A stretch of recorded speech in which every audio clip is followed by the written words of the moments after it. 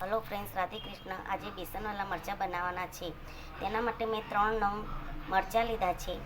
મસાલામાં મેં 1 ચમચી ધાણા જીરું, 1 ચમચી હળદી અને 2 ચમચી લાલ મરચું લીધું છે. વઘાર માટે મેં રાઈ અને જીરું મિક્સ લીધા છે. 2 મોટી ચમચી બેસન લેવાનું છે. કઢાઈમાં 2 ચમચી તેલ લઈને રાઈનો વઘાર કરીશું. રાઈ તતરી જાય એટલે તેમાં મરચાં નાખી દેવાના છે. મરચાંને થોડાક સાંતળી લેવાના છે.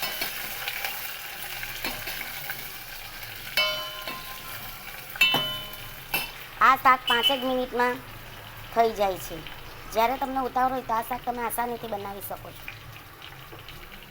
મરચાં થોડાક ચડી જાય એટલે આપણે બેસન અને મસાલા નાખી દઈશું.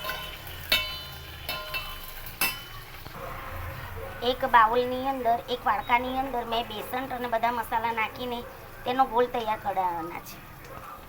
તમે જોઈ શકો છો કે પાણી નાખી અને ગોળ મેં તૈયાર કરી લીધો બેસન અને મસાલાનો. હવે એ ગોળ આપણે મરચાંની અંદર નાખી દેવાના છે અને એને સારી રીતે મિક્સ કરવાનું છે.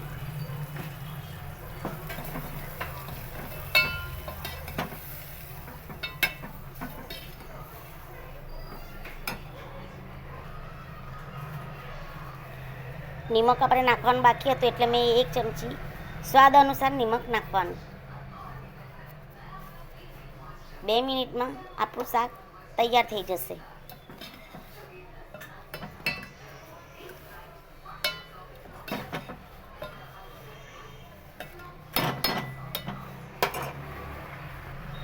શાક આપણું તૈયાર થઈ ગયું છે.